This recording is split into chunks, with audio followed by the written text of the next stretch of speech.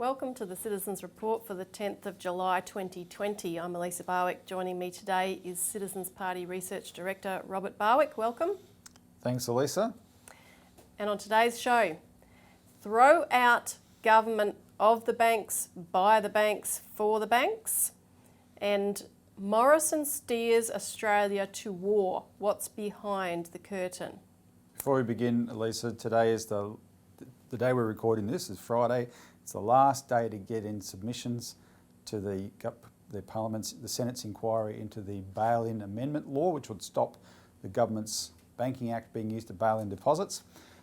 So by the time you're watching this, the deadline will have passed, but we're going to report how that has gone, including how many submissions the committee receives, because we expect they'll get a lot, and this will be an issue over the next few weeks as that committee looks at those submissions, because hopefully this can be debated in Parliament in August. Now, one of the reasons I say hopefully is as we're in lockdown central, we're in the leper colony of Australia, and I'm not sure under the current restrictions governing Victoria for the next 6 weeks whether parliamentarians from here are going to be able to go to Canberra.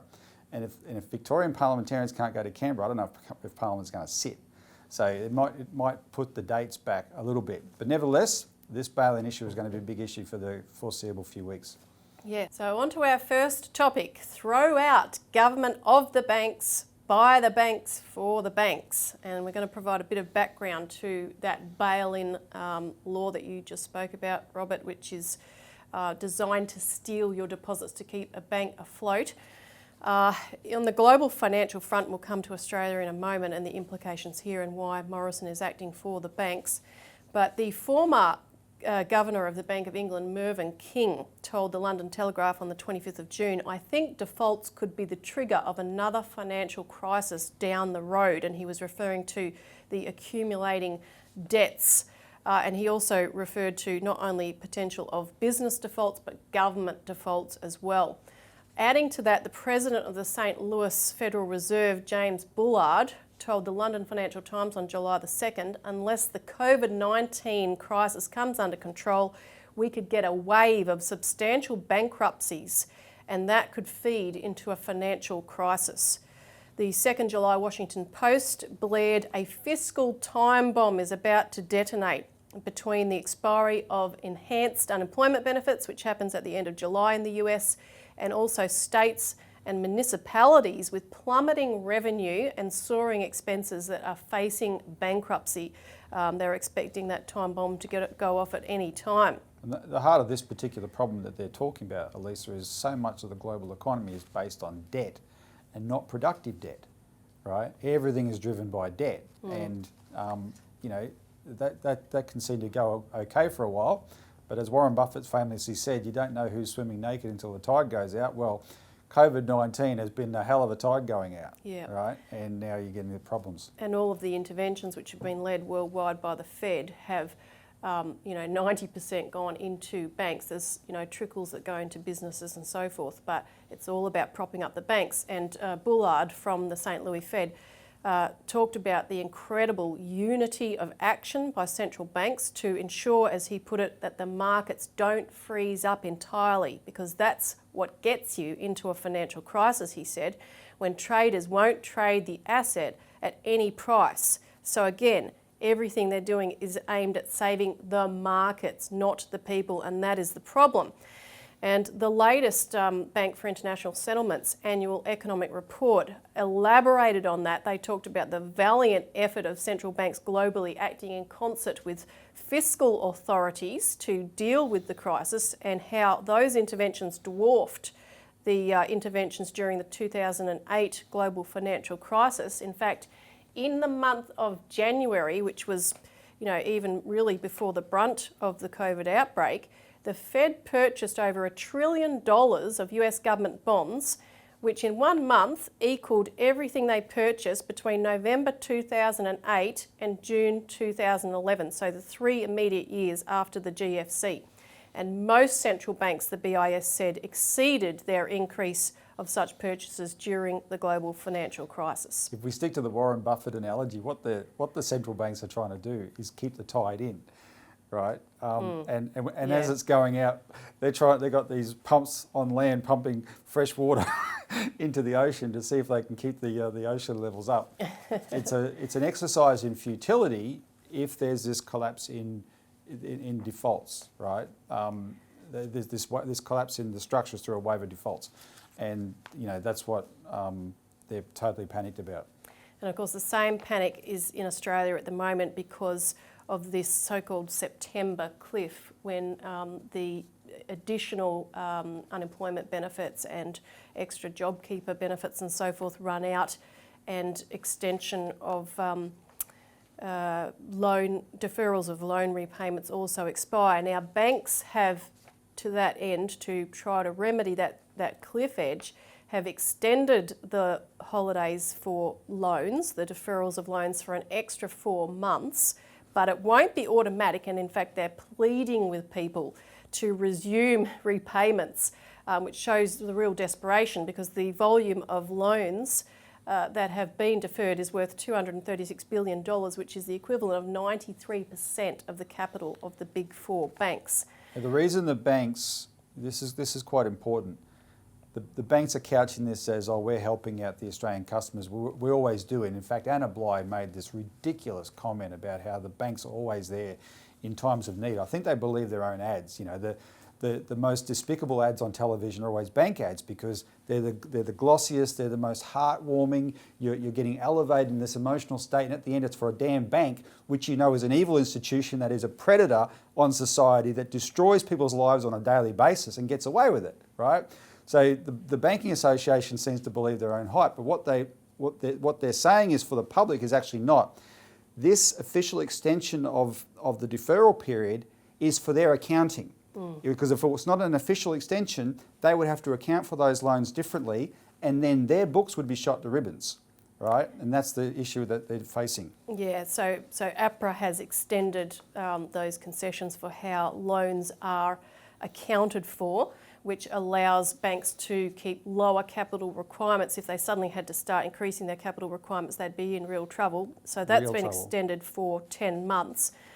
In addition, banks will not have to revalue their loan books if mortgages begin to plummet, which is another huge concession. That is a big issue right there. I mean, this is if mortgages plummet, what it means is that the collateral against which their loans are written is losing its value.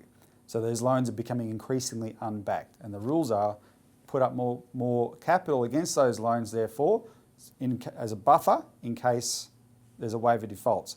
APRA's just said to the banks, don't worry about that, carry on regardless. And it's a very similar thing what we reported last week, where in the United States, the regulators told the banks there, don't worry about holding any capital against your derivatives, right? Fly blind, you're up there going faster than the speed of sound, take off your helmet, take off your seatbelt, take off any possible protection measure, and just go faster. Yeah, exactly. And another giveaway that this is not directed at helping the people is that yet another of the concessions is that banks will be given a reprieve in terms of complying with changes that were made to banking codes of practice that were ushered in after the Banking Royal Commission. Because the regulators don't think they'll be able to meet those timelines. So throw every caution to the wind, as you were saying, and let all hell go loose, because we have to save this system. Now, we've got a lot more to say about the housing sector, but we'll keep talking about it right after this quick break.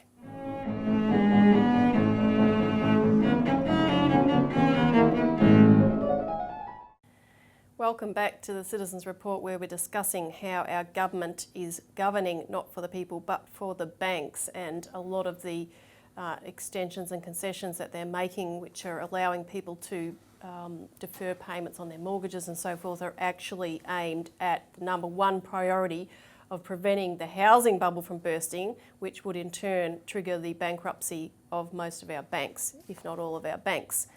Now, we wanted to give a quick update on some of the situation on the mortgage market front, the housing bubble front.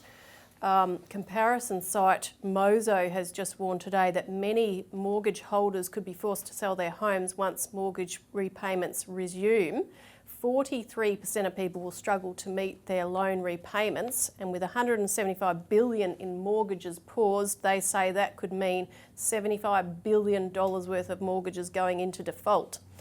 Now, in addition, 53% of people are worried that they might have to sell their home. 38% of people on JobKeeper cannot cover their bills, and when JobKeeper ceases, of course, that'll be dramatically worse.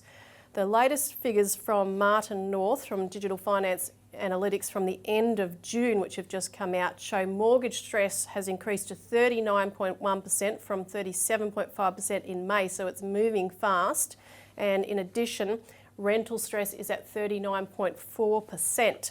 And he added a new statistic. He said, moreover, a larger number of property investors with a mortgage, 51.3%, are underwater from a cash flow perspective. He said this is a new analysis which suggests investors are caught in the financial crisis headlights. And you can add to that, with the Melbourne lockdown, that 15% of Melbourne businesses don't know if they will reopen. So you've got commercial rents and mortgages as well that play into that. And that was before the dramatic events here of the last week or so. The other thing about Martin's figures on mortgage stress being in the high 30s is this time last year they were in the low 30s, right? So we've had a dramatic, 10 percentage points increase, virtually 10 percentage points increase in that area, and that's why they're worried that roughly that percentage, could default on their mortgages. And I don't, with the way government has the government policy is at the moment, Elisa, that is the planning for the post-pandemic, I don't see how they're going to address that.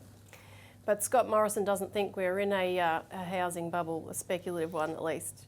Well, when I heard this, it reminded me a few years ago, Malcolm Turnbull gave this speech to a Liberal Party conference in Sydney, and he said the Liberal Party, he was comparing the Liberal Party to the Labor Party, he said the Liberal Party doesn't have factions.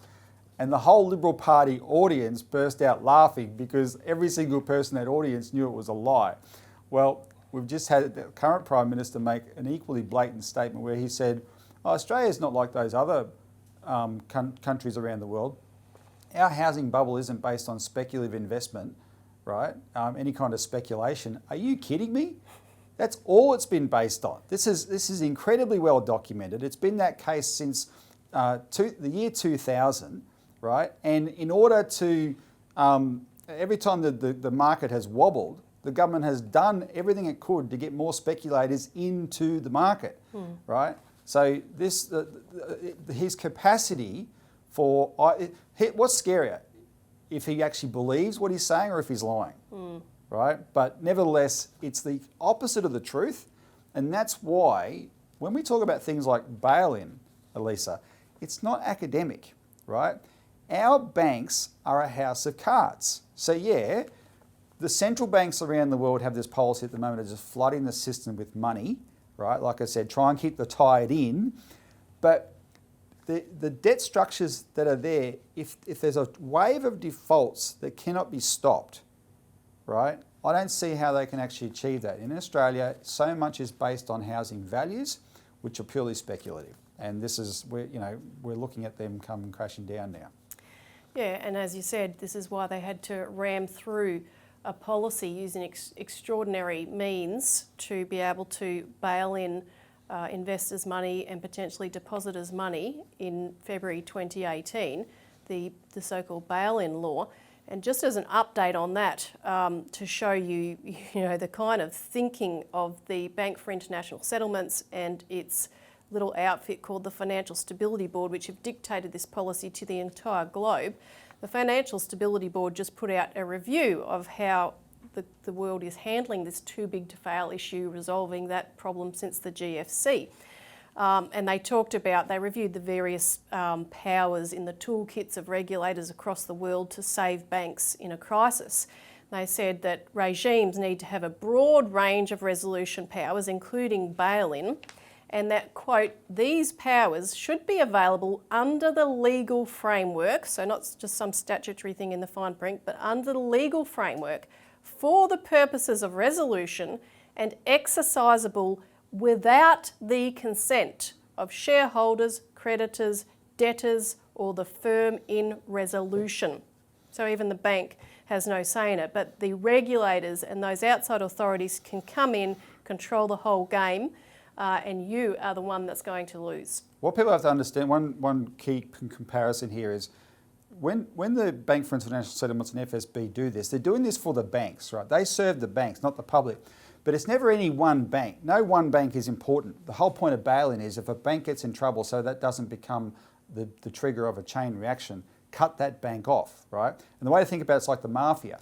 How does the mafia people get killed all the time, but who kills mafia dons? Other members of the mafia, right? It's they're their own worst enemy, but the mafia continues. The mafia as an entity endures, and this is how the banks operate.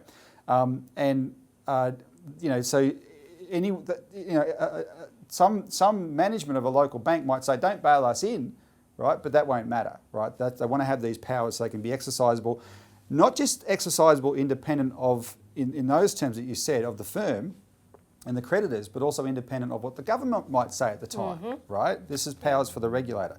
And one thing quickly, an issue related to this bail-in question is the question of cash bans, which we've been campaigning against. So, as we said in recent episodes of the show, there's no health reason to ban cash, but now we've got Woolworths, right, which wants to be an insurer and all sorts of things as well, has come out with a policy in the metro areas of Sydney and Melbourne to run its stores completely cashless. People should object to that, right? Get the material off our website about why this is unfounded, unnecessary, and go and tell Woolworths you're not going to shop there if they ban cash. We cannot let them bring in a cashlessness by stealth, because the only beneficiary of that is the banks, who can then we'll all be trapped inside them, right, and can't escape things like bail-in. So keep needling your politicians about these issues, particularly bail-in, as in the next session in August, the legislation put up by Senator Malcolm Roberts to take deposits explicitly away from bail-in provisions is coming up, so you need to get them focused on that. Yep. Now we'll be back right after this break.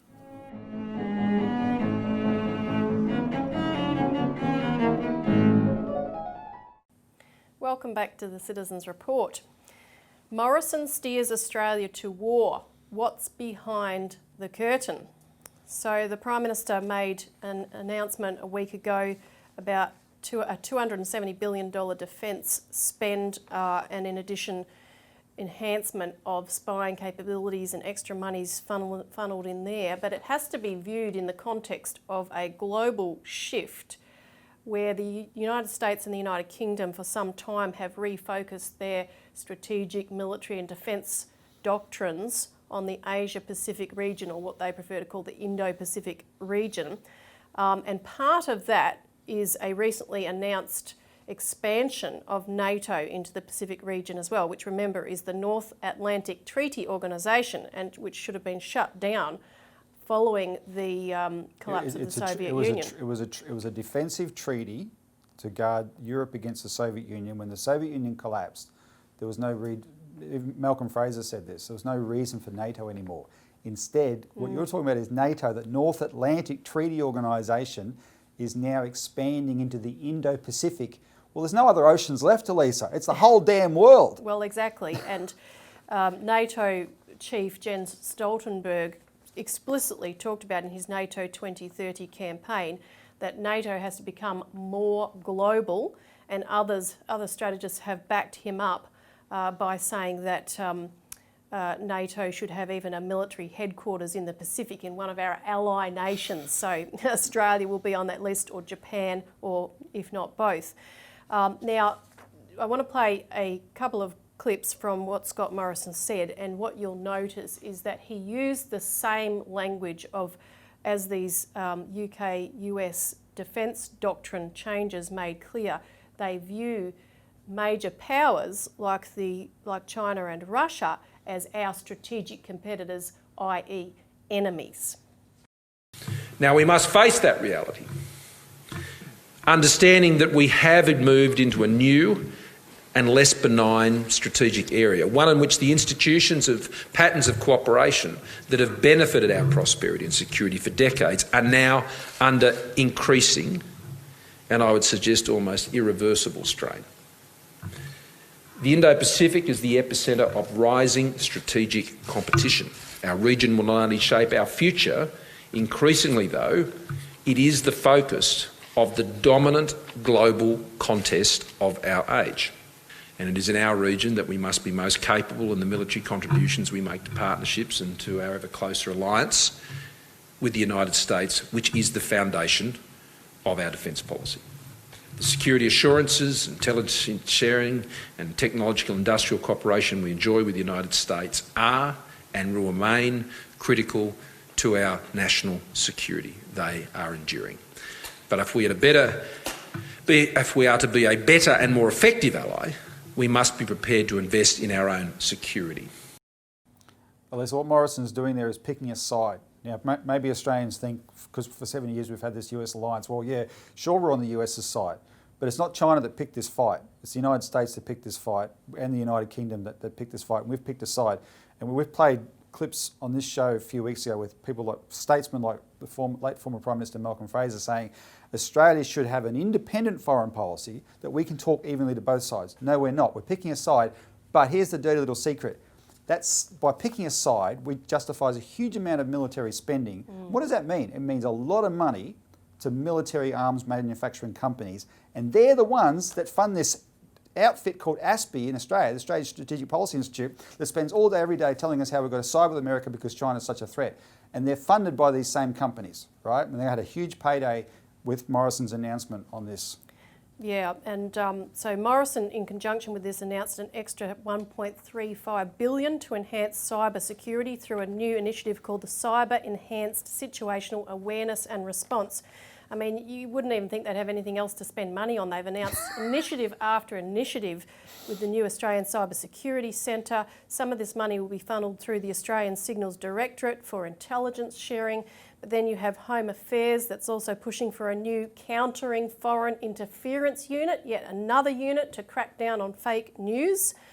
Well, what they call fake news, they get to define what fake news is, i.e. this channel here would be called fake news to them. Yeah, but it affects everything too across the board. For instance, since April, the banks have been sharing data from consumer accounts and transactions on a weekly basis with the government so that in this crisis period, governments can make decisions on an informed basis. So they anonymise and aggregate the data. But this is, you know, what big scandals were over about Australian Signals Defence spying on Australian bank accounts and other things raised by Anika Smethurst and so forth.